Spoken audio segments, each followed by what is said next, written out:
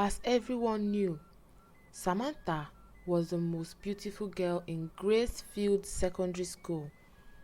Her father, Mr. Martins, was also the wealthiest man in town. He owned several large businesses both in and outside the country, including a famous hotel where celebrities and influential people stayed. Because Samantha's family was rich and she was beautiful, she became conceited. She often arrived at school late, but no one dared to reprimand her. Sometimes she would even shout at her teachers, and instead of punishing her, they would apologize for merely doing their jobs. Since her father had the power to get them fired, they feared they wouldn't be able to find a new employment, as he would spread the word for people not to hire them. This unchecked authority inflated her arrogance even more. Her best friend, Cassie, was just like her. They shared similar clothing styles, hairstyles, and particularly everything else. As the saying goes, birds of a feather flock together. It was rare to see Samantha without Cassie. The two were nicknamed the Evil Twins by their schoolmates, whom they frequently bullied. One day, Samantha returned home from school and saw a boy around her age sitting on their expensive couch. She stared at him with hawk-like eyes, scanning him from head to toe. The boy, oblivious to her gaze, seemed lost in his own thought. She noticed his rough hair and wrinked her nose at the thought of how bad it might smell. His clothes were torn, dirty and old. But what truly repulsed her were his muddy feet. Goosebumps covered her body as she screamed, "Get up from my couch, you pauper! How dare you sit here with your filthy self? You don't belong here. Oh my God, what's that smell? How could you let yourself in looking like this? Mommy! Mommy!" she called out. The boy stood up, confusion written all over his face. He didn't know who she was or why she was hurling insults at him. Her mother, Sonia, appeared from the kitchen with a tray of food and a glass of water. "Oh, my baby, you are back. Welcome home. Go take a bath and come down for lunch," she said kindly. "Did you not hear me? I was asking this pig how he got into our house, and what is he doing here?" Samantha asked, her voice dripping with disgust. "Young lady, watch your tone. Mind how you speak," Sonia reprimanded her. "This is Samuel. He is here to see your father. He arrived this morning, but your father had already left for work. He asked Samuel to wait for him, and I think you should get acquainted since you are about the same age," she added with a smile. "What? That's impossible." Samantha stormed away, her face twisted in anger. Sonia turned to Samuel. "Don't mind her, my dear. That's just Samantha, my daughter. Come, I made you something to eat," she said with a warm smile. Samuel hesitated but picked up the plate of food. He wanted to eat outside, far away from Samantha's hostile presence. "Where are you going?" Sonia asked. "I'm going outside, Auntie. I don't want to make Samantha angry," he replied, his head bowed. "Don't be silly. Sit here and eat," she insisted. Samuel reluctantly sat down to eat, feeling incredibly uncomfortable. Fortunately, he finished his meal without seeing Samantha again, which he was grateful for. Samuel was the son of Mr. Unduka Mr. Martin's childhood friend. He had come to the city because Mr. Martins wanted to help him with his education.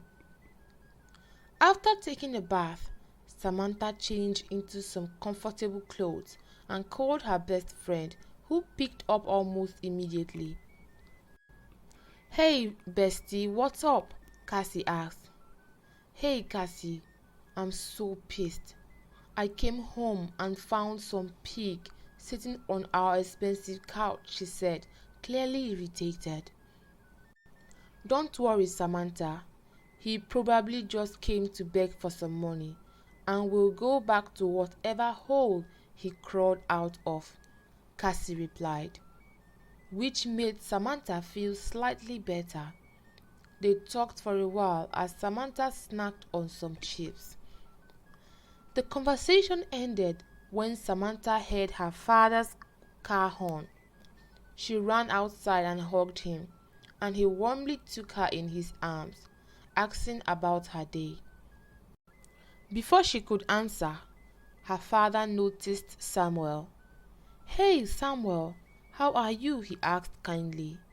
"I'm fine, sir," Samuel replied. Samantha frowned but said nothing. "I will talk to you in a bit after I freshen up," her father said, kissing her forehead before heading inside with Sonia. Samantha glared at Samuel before stomping back to her room. After his bath, Mr. Martins met with Samuel in his home office. "Have a seat," he offered. "How is your father?" he asked. "He's fine, sir. He told me to come here because you have something for me," Samuel answered. "Yes, my boy. I want you to stay here with us and attend a good school. It's the least I can do for my good friend," Mr. Martin said, smiling. "Sir, I'm so grateful for your kindness. May God bless you," Samuel replied, his heart filled with happiness. "You are welcome to our home. Feel free to talk to me whenever you need to," Mr. Martins added. "In the meantime, my wife will show you to your room." Sonia gave Samuel clean clothes, a towel, toothpaste, and a toothbrush. Samuel sat on the bed, happiness flooding him, but his thoughts returned to Samantha. He hoped things would get better with time. The next morning, Samantha left for school with her driver. Mr. Martins had already given Sonia some money to take Samuel shopping for new clothes and shoes.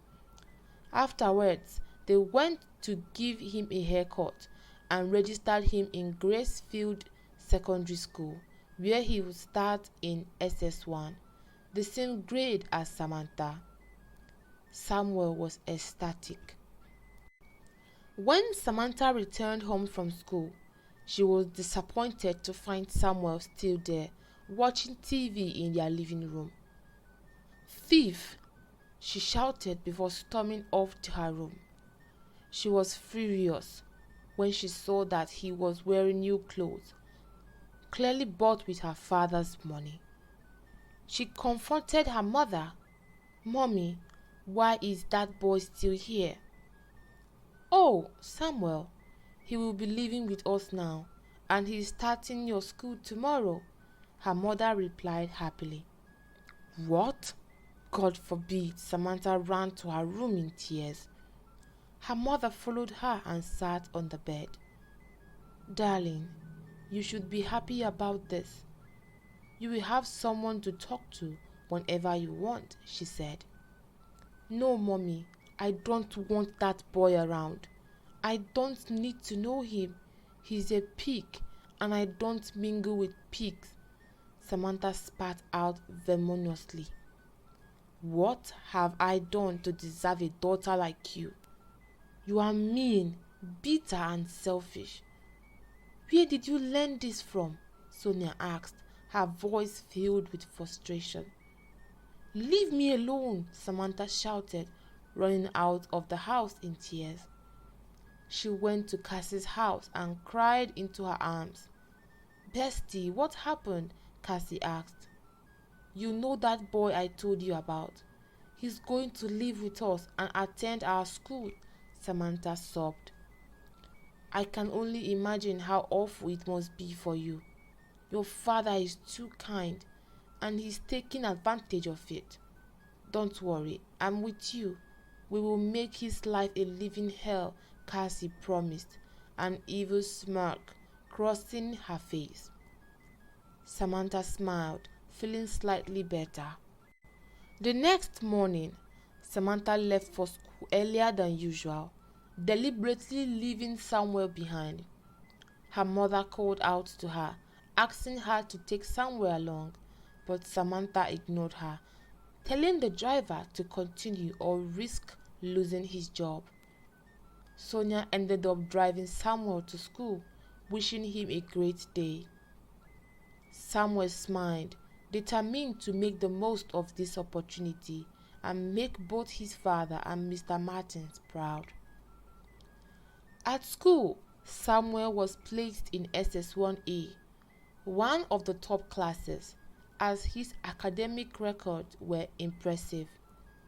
He enjoyed his morning lessons, feeling excited about the quality of education. Samuel was a bright student, though his background had previously limited his opportunities. When it was time for lunch break, almost everyone was talking about the new boy, how handsome he was and how he kept raising his hand to answer questions in the class. Many students wanted to be his friend. He sat with some boys in the cafeteria when Samantha and Cassie approached him. A pig is still a pig. Even if you bathe it, change its clothes, and spray perfume on it, it remains a pig, Samantha said, laughing as they walked away. Samuel didn't respond. The boys at the table looked at him curiously. What's going on, Samuel? Do you know her? One of them asked. Unfortunately, yes. I live with her, Samuel replied. Whoa, you are so lucky, man, another boy said. What? Please, I'll pass, Samuel responded with a smile. They continued their conversation and soon lunch break was over. They all returned to their classes. Samantha was annoyed that she didn't get a reaction from Samuel, but she was sure he would crack eventually. Over time, Samuel excelled in his studies, acing his tests and exams. Mr. Martins was thrilled when he saw Samuel's results. But his excitement faded when he saw Samantha's grades. Samantha dear, your grades keep dropping. What's going on? Maybe I should ask Samuel to tutor you. He's top of his class, he suggested. No, Daddy, I'm not interested, she replied curtly. Why, my dear? I have noticed a change in your behavior since Samuel came to live with us. I don't understand. Why do you dislike him so much?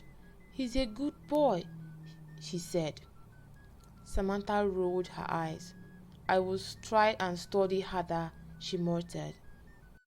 Since she couldn't do much at home, Samantha made it her mission to bully Samuel at school. She poured water on him, tore his books, and spread false rumors about him. One time, she told her friends that Samuel bedwets whenever he sleeps at night. But no matter what she did, Samuel never reacted, nor did he tell her parents. He didn't want to misuse his opportunity. He tried as much as he could to avoid her. My friend, I hate to admit it, but this boy is handling it pretty well, Cassie said one day. Cassie, whose side are you on? Samantha asked angrily. Of course, I'm on your side, Cassie said, scratching the back of her head nervously. Good, Samantha replied, satisfied. I think you should try being nice to him, Cassie suggested hesitantly. "I can't believe you," Samantha said, walking away in disbelief. Later, when she was alone, Samantha thought about what Cassie had said and decided to act on it. That evening, she apologized to Samuel and even asked him to help her with her homework, which he gladly did.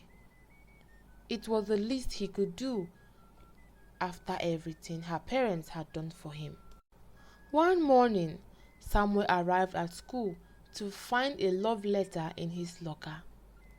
He read it with a smile on his face, thinking who this admirer was. "Samuel, I'm writing this letter because I don't have the courage to tell you in person. I like you. I have liked you since the first day we met.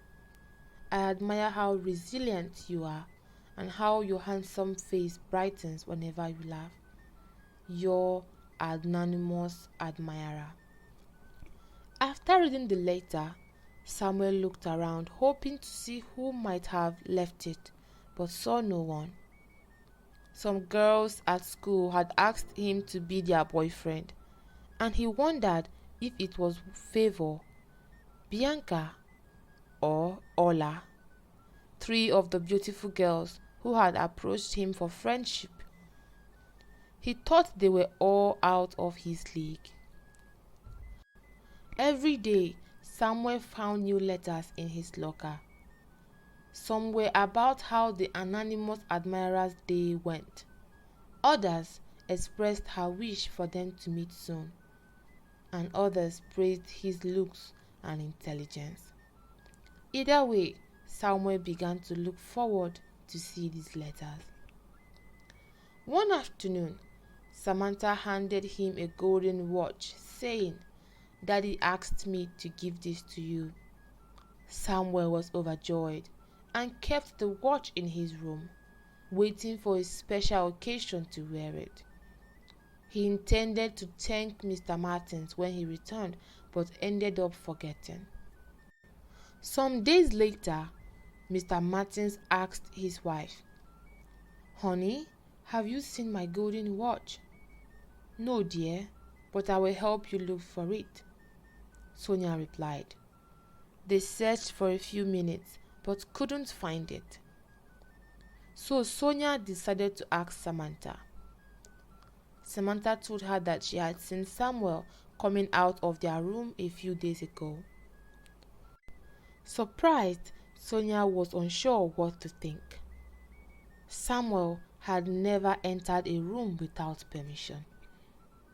Sonia went to Samuel's room to call him, but remembered that he was out on an errand. She decided to wait until he returned, but in the meantime, Samantha went into his room, rummaging through his belongings until she found the watch. She brought it out to her mother. "You see, Mom, he stole it. He's a thief," Samantha said. "I don't believe this," Sonia muttered, taking the watch to her husband and explaining where they found it. Mr. Martins was equally shocked. Samuel had always been a good boy. What could have happened? He thought. When Samuel returned, Sonia greeted him with a disappointed look. "Is there a problem, Ma'am?" he asked. "There's a serious problem. My husband wants to see you in his study," she said. "Okay, Ma'am," he replied, feeling uneasy. Inside Mr. Martin's office, he was met with a stern voice. "Samuel, why did you steal from us? What do you have to say for yourself?" he asked with a loud voice. "Sir, I don't know what this is all about," Samuel responded, visibly confused. "This watch," Mr. Martin said, holding it up, "was found in your room." "Sir, but Samantha gave me this watch. She said you asked her to give it to me," Samuel said, his voice shaking. "Samantha!" Mr. Martins called. She came quickly, "Where did you find this watch?" he asked. "In his room, Daddy. He stole it. I saw him entering your room a few days ago, and when I asked him why, he told me to mind my business," Samantha lied. Samuel's eyes widened in shock. "Samantha, please tell the truth. You gave it to me," he cried. "Daddy, he's trying to make me lie." "I would never lie to you or Mom," she said, backing up her false story.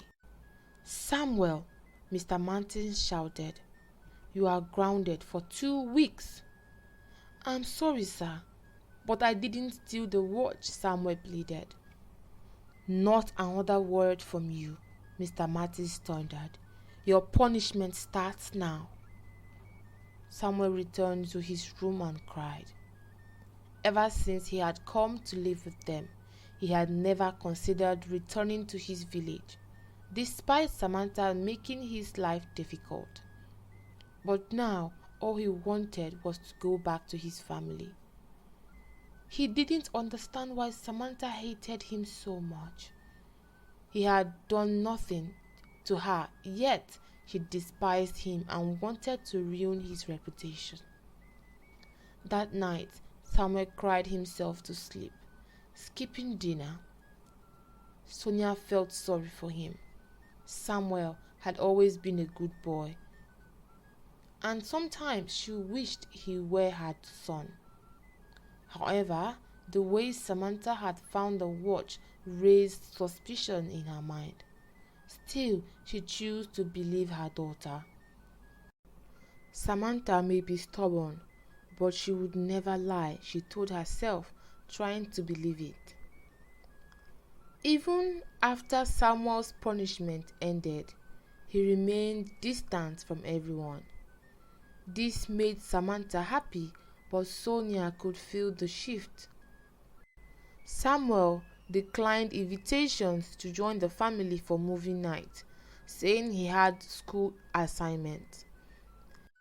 At school, his anonymous admirer sent him another letter. "I have noticed that you don't seem as happy as you used to. I wish I could help, but I can't.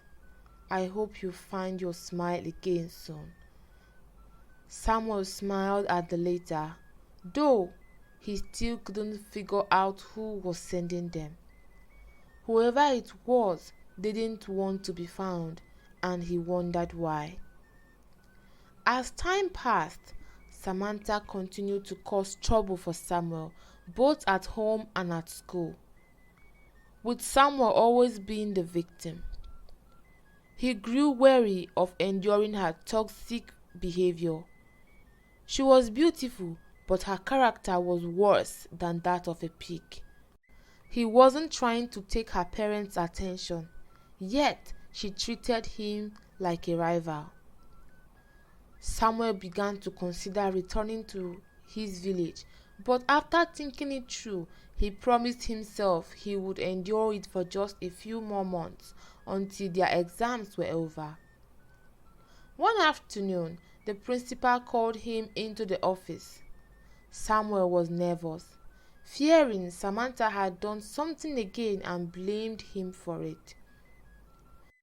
"Don't be scared, Samuel," the principal said.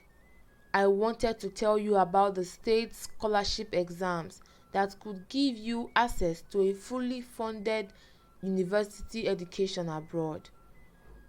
We have been impressed with your academic progress, and I think you are the best candidate to represent our school," he added with a smile. "Really?" Samuel asked in disbelief, and the principal nodded. "Thank you so much, sir. I am so grateful," Samuel said, his voice filled with joy. "Here is the form for the exams," the principal said. "Take your time filling it out and make sure there are no mistakes." "I will do my best, sir. I will make this school proud," Samuel promised as he left the office. He couldn't wait to get home and share the news with Mr. Martins and Aunt Sonia. He wanted them to be the first to know. Some classmates noticed his happy mood and asked him why, but he didn't want to share the news just yet. When he got home, he waited for Mr. Martins to return from work, and then he shared the good news. Mr. Martins and Sonia were thrilled for him, but Samantha was fuming. Jealousy consumed her as she listened to her parents praise Samuel. What? He's going to study abroad? He doesn't deserve it. I do, she thought angrily. My parents are rich, yet they want me to study here, while that pig gets to study abroad. Enraged, she ran into her room and locked the door. Anger consumed her, and she immediately called Cassie and told her about the news. Wow, that's good for him. He can finally leave your house and be free from you, Cassie said. What? No, it's not good for him. I'm supposed to be in that position, not him, Samantha snapped. She had noticed Cassie's behavior lately. Cassie wasn't the same as she used to be. Whenever Samantha talked about Samuel, Cassie would either distance herself or support him. Does she like him? Samantha wondered. No, she's too good for him. Sammy, leave the boy alone. He has done nothing to you, but you hate him so much, Cassie said, exasperated. Whose side are you on? You have been acting strange recently. Call me when you are back to your senses, Samantha said, ending the call abruptly. Meanwhile, Samuel took his time, carefully filling out each page of the scholarship form. That night, he went to sleep with a sense of happiness and fulfillment. The next day, he grabbed his bag and headed to school. While at school, he remembered he was supposed to submit the form, but when he checked his bag, it wasn't there.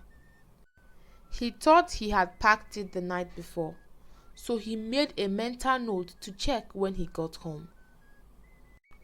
After school, Samuel frantically searched his room for the form, but it was nowhere to be found. Panic gripped him. What do I do?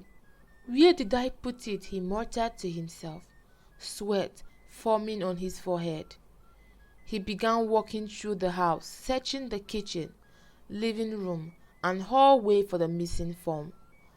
Unable to find it, he asked Sonia for permission to return to school and search there. He combed through the classroom, locker, and even the trash bin, but the form was gone. Despair overwhelmed him as he collapsed on the floor in tears. With only 3 days left until the submission deadline, he returned home in defeat. Sonia noticed his distress and asked what had happened. After explaining, she promised to help him search the house, even suggesting they look in Samantha's room. They searched everywhere, but to no avail. Samuel went to bed heartbroken, thinking all hope is lost. The next day at school, Samantha handed Cassie an envelope and told her to burn it when she got home. Curious, Cassie opened the envelope and was shocked to see Samuel's name on it. Upon further inspection, she realized it was his scholarship form.